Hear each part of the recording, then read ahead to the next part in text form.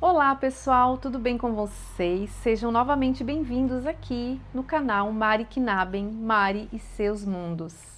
Vamos dar continuidade à leitura do livro Quebrando o Hábito de Ser Você Mesmo, do Dr. Joe Dispenza.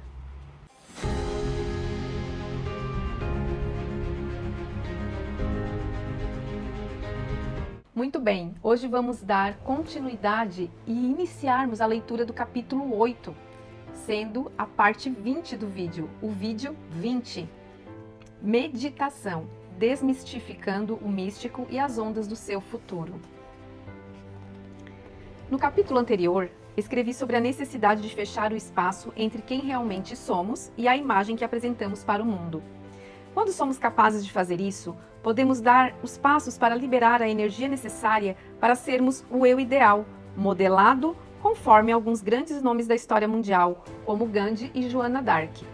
Como disse, uma das chaves para quebrar o hábito de ser você mesmo é trabalhar para ser mais observador. Quer isso implique ser mais metacognitivo, monitorar seus pensamentos, adotar a calma ou focar mais atenção em seus comportamentos e em como os elementos de seu ambiente podem desencadear respostas emocionais.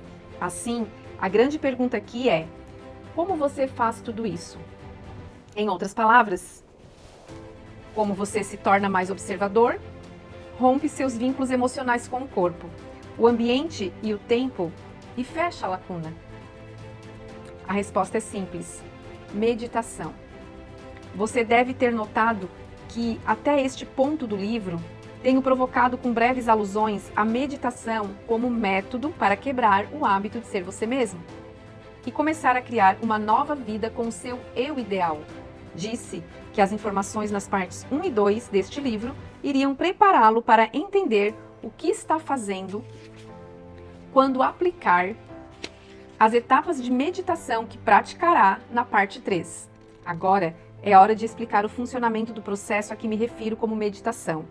Quando utilizo o termo meditação, pode vir à mente a imagem de uma pessoa sentada com as pernas cruzadas na frente de um altar em casa, um yogi barbudo de túnica sentado em uma caverna isolada nos Himalaias ou alguma outra visão. Esse indivíduo pode ser uma representação do que você entende como meio de ficar quieto, esvaziar a mente, focar toda a atenção em um pensamento ou se engajar em qualquer uma das outras variações da prática da meditação. Existem muitas técnicas meditativas, mas neste livro meu desejo é ajudar a produzir o benefício mais esperado da meditação, a capacidade de acessar e entrar no sistema operacional da mente subconsciente, de modo que você mude de simplesmente ser você e seus pensamentos, convicções, ações e emoções para observar essas coisas e então, quando estiver lá, reprogramar subconscientemente seu cérebro e seu corpo para uma nova mente.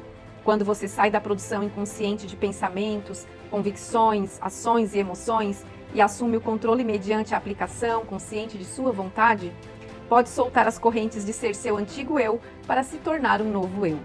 Como você chega ao ponto em que é capaz de acessar esse sistema operacional e trazer o inconsciente à consciência é o tópico que cobriremos no restante deste livro. Uma definição de meditação: familiarizar-se com o eu.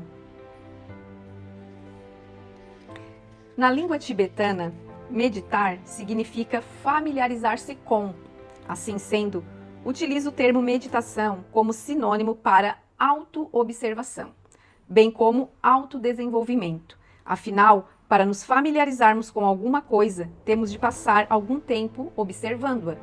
Mais uma vez, o momento-chave para fazer qualquer mudança é deixar de simplesmente ser tal coisa para observá-la. Outro modo de pensar nessa transição é que se trata de passar de agente para observador. Uma analogia fácil que posso utilizar é a de que quando atletas ou artistas, jogadores de golfe, esquiadores, nadadores, dançarinos, cantores ou atores desejam mudar algo em sua técnica, a maioria dos treinadores faz com que assistam a vídeos deles mesmos. Como você pode mudar de um antigo modo operacional para um novo, a menos que possa ver como são o antigo e o novo? É a mesma coisa com o seu antigo eu e o novo. Como você pode parar de fazer as coisas de um jeito sem saber como é esse jeito? Frequentemente, utilizo o termo desaprender para descrever essa mudança, essa fase da mudança. O processo de familiarizar com o eu funciona em duas vias. Você precisa ver o antigo e o novo eu. Você tem de se observar de maneira muito precisa e vigilante, como descrevi, que não permita que algum pensamento, emoção ou comportamento inconsciente passe desapercebido. Como você tem o equipamento para fazer isso, graças ao tamanho de seu lobo frontal, pode-se examinar e decidir o que deseja mudar a fim de ter melhor desempenho na vida. Decida parar de ser o antigo você. Quando consegue ficar consciente dos aspectos inconscientes do antigo eu, a que está acostumado, enraizado no sistema operacional do subconsciente, você começa o processo de mudar qualquer coisa em si. Que passos você normalmente dá quando resolve seriamente fazer algo diferente? Você se isola de seu mundo externo por um período suficiente para pensar sobre o que fazer e não fazer. Começa a ficar ciente de muitos aspectos do antigo eu e começa a planejar um curso de ação relacionado ao novo eu. Por exemplo, se você quer ficar feliz, o primeiro passo é parar de ser infeliz. Isto é, parar de pensar os pensamentos que o fazem infeliz e parar de sentir as emoções de dor, tristeza e amargura. Se deseja ficar rico, provavelmente decidirá parar de fazer as coisas que o deixam pobre. Se quer ser saudável, terá que parar com um estilo de vida insalubre. Esses exemplos servem para mostrar que primeiro você tem de tomar a decisão de parar de ser o antigo você, em tal medida que abre espaço para uma nova personalidade, pensar, agir e fazer. Portanto, se elimina os estímulos do seu mundo exterior, fechando os olhos e ficando quieto, diminuindo o input sensorial, colocando o corpo em estado de tranquilidade e não mais enfoca o tempo linear. Você pode ficar ciente unicamente de como está pensando e agindo, e sentindo. Como está pensando e sentindo. E se começa a prestar atenção a seus estados inconscientes de mente e corpo e fica familiarizado com seus programas automáticos e inconscientes, até eles se tornarem conscientes, você está meditando? A resposta é sim. Conhecer a si mesmo é meditar. Se não está mais sendo aquela antiga personalidade e, em vez disso, está notando diferentes aspectos dela, você não concordaria que você é a consciência observando os programas da antiga identidade? Em outras palavras, se você observa conscientemente o antigo eu, não está mais sendo o antigo eu. Quando você deixa de ser desinformado para ficar informado, começa a objetivar sua mente subjetiva. Ou seja, ao prestar atenção ao velho hábito de ser você, sua participação consciente começa a separá-lo daqueles programas inconscientes e a lhe dar maior controle sobre eles. A propósito, se você tem sucesso em restringir conscientemente esses estados rotineiros de mente e corpo, então as células nervosas que não mais disparam juntas, não mais se conectam juntas, ao podar o hardware neurológico do antigo eu, você também não mais sinaliza os mesmos genes, de modos idênticos. Você está quebrando o hábito de ser você mesmo. Contemple uma nova e maior expressão do eu. Agora vamos dar mais um passo.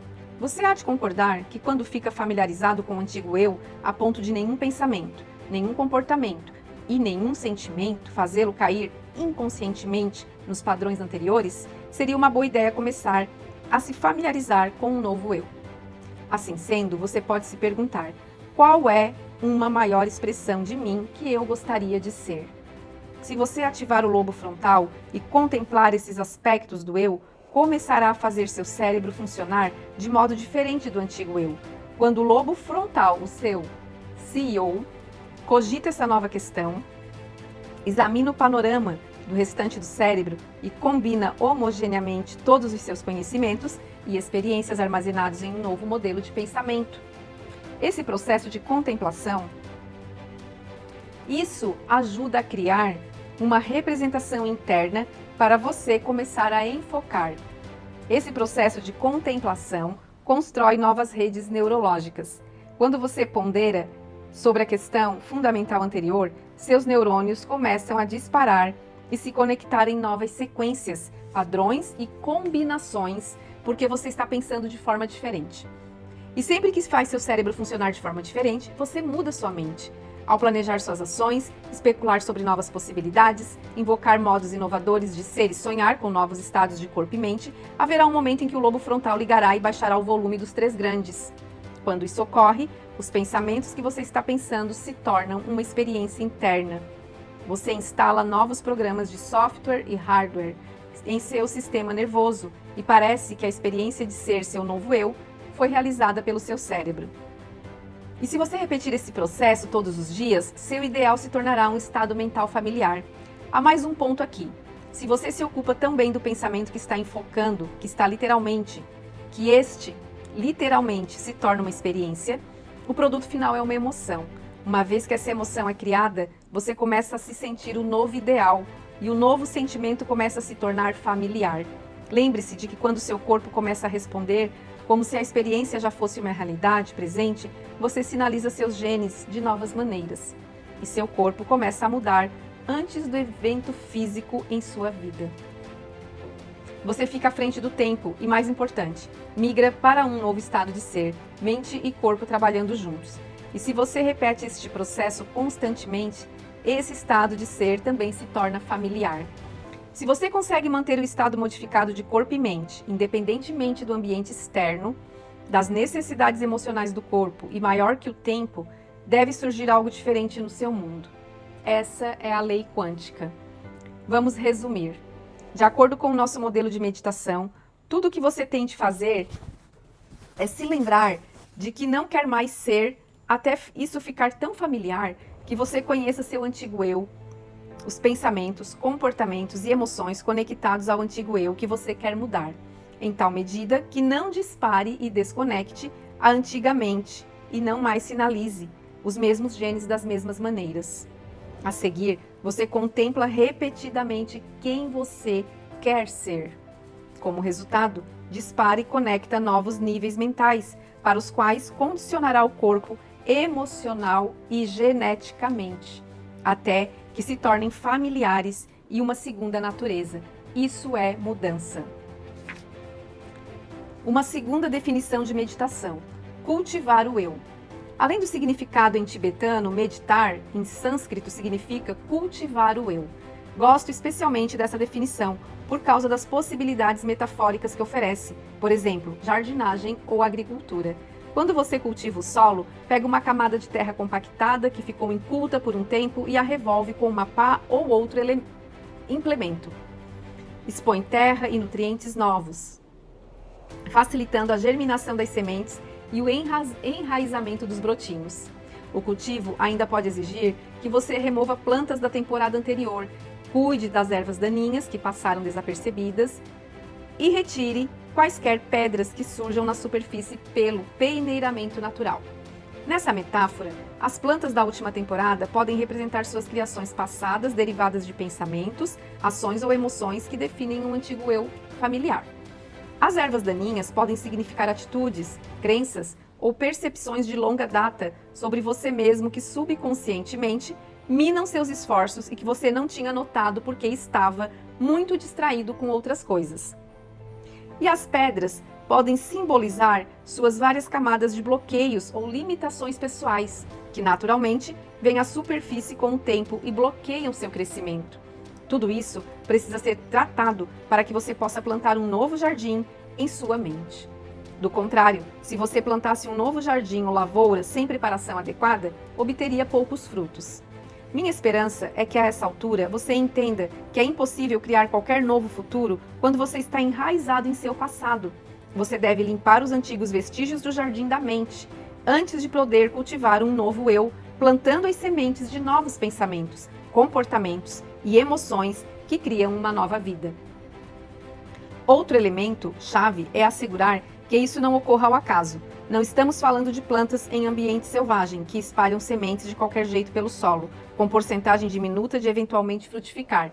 Pelo contrário, cultivar exige a tomada de decisões conscientes. Quando arar o solo, quando plantar, o que plantar, como cada uma das espécies plantadas conviverá em harmonia com as outras, o quanto misturar de água e fertilizantes, etc. Planejamento e preparação são essenciais para o sucesso da iniciativa. Requerem nossa atenção cuidadosa diária. De modo semelhante, quando falamos em cultivar um interesse por um tempo específico, significa pesquisar detidamente aquela área de interesse. Além disso, uma pessoa cultivada é alguém que escolheu cuidadosamente ao que se expor e que acumulou amplo conhecimento e experiência. Novamente, nada disso é feito num capricho e pouca coisa é deixada ao acaso. Quando você cultiva algo, busca ficar no controle. E isso é requerido quando você muda alguma parte do seu eu, em vez de permitir que as coisas se desenvolvam naturalmente. Você intervém e dá passos conscientes para reduzir a probabilidade de fracasso. O propósito por trás de todo esse esforço é colher uma safra. Quando cultiva uma nova personalidade na meditação, a produção abundante que você busca é uma nova realidade. Criar uma nova mente é como cultivar um jardim. As manifestações que você produz a partir do jardim de sua mente são como as colheitas extraídas do solo. Vigie direito. O processo meditativo para a mudança. Migrar do inconsciente para o consciente. Para resumir o processo meditativo, você tem de quebrar o hábito de ser você mesmo e reinventar um novo eu. Perder a cabeça e criar uma nova mente.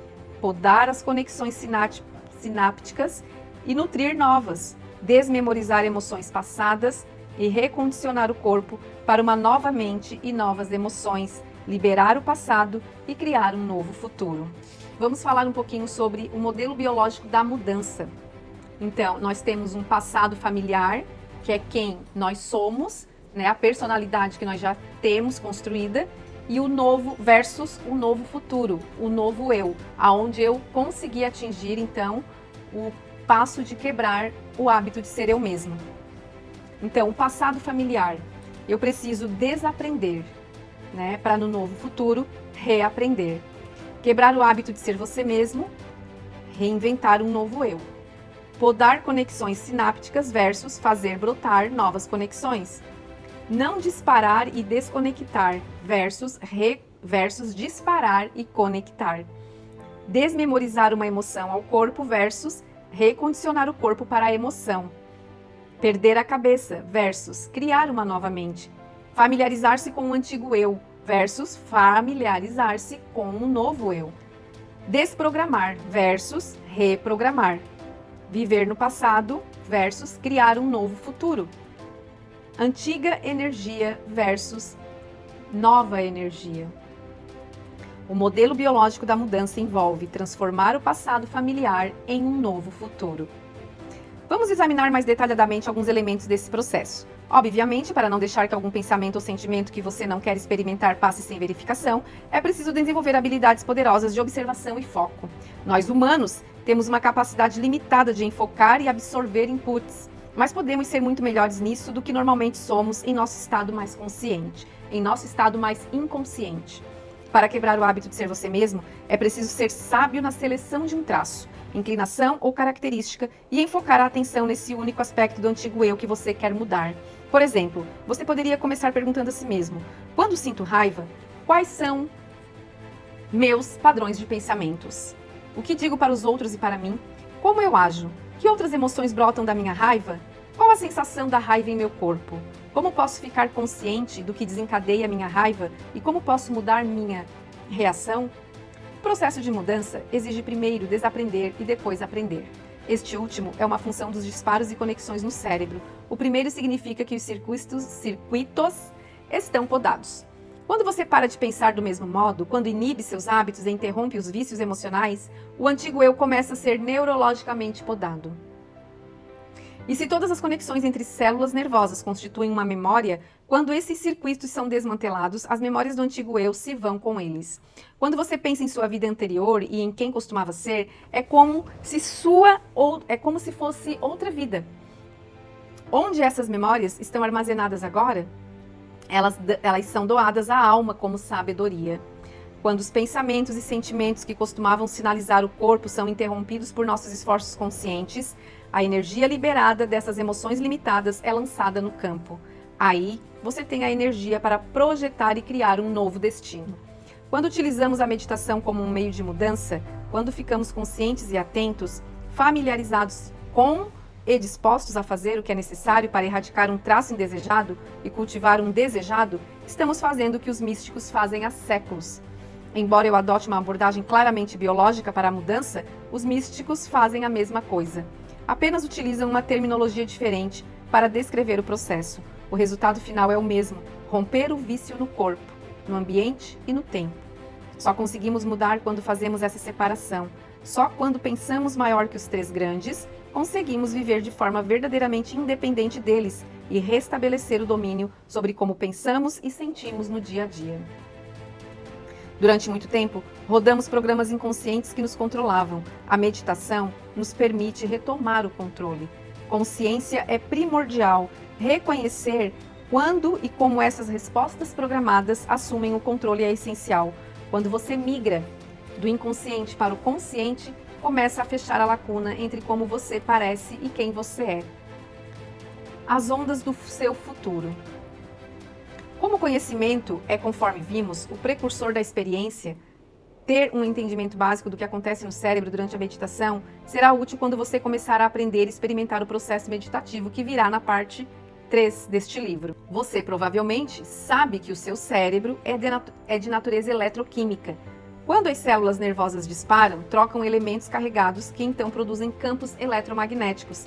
Como a atividade elétrica diversificada do cérebro pode ser medida, esses efeitos podem fornecer informações importantes sobre o que estamos pensando, sentindo, aprendendo, sonhando e criando e como estamos processando essas informações.